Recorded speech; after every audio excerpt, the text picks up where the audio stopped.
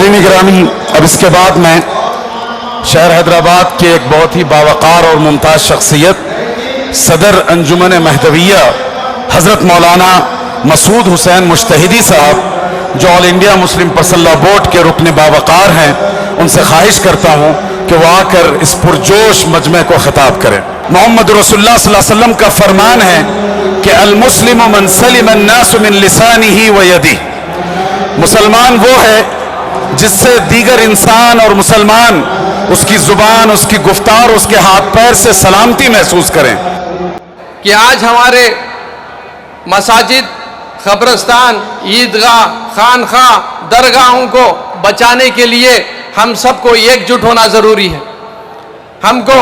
ज़मीन पर इस तरीक़े का इत्तेहाद बताना ज़रूरी है।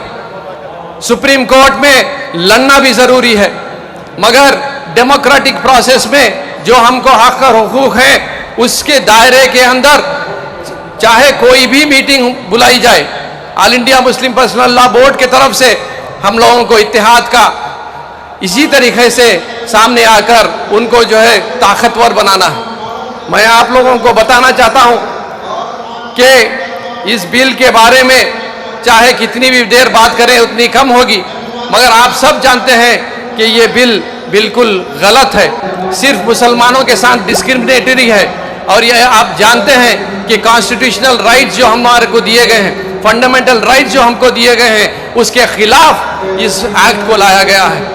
और आप जानते हैं कि आर्टिकल्स 13, 14, 15, 21, 25, 26, 29, 30 एंड 300 के खिलाफ इस एक्ट को लाया गया है। सारे पार्लियामेंट के जो मुस्लिम एमपीज हैं इस बिल के खिलाफ थे, सारे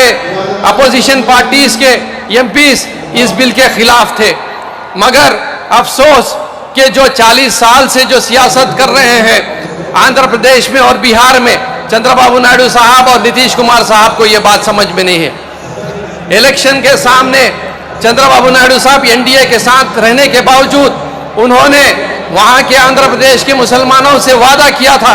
कि हम जो है चाहे कोई भी कानून जो मुसलमानों के खिलाफ लाया जाएगा उसको रोकने के साथ साथ आप हमारे साथ ठहरे रहेंगे। मैं इस मंच से मैं सीधा पूछना चाहता हूं चंद्रबाबू नायडू साहब से और नीतीश कुमार साहब से, कश्मीर से लेकर कन्याकुमारी तक का मुसलमान आज आपको हमारे साथ देखना चाहता था, मगर अफसोस आप जो है बीजेपी के साथ जाकर ठहरे हैं बोलकर मैं आपको बताना चाहता हूं।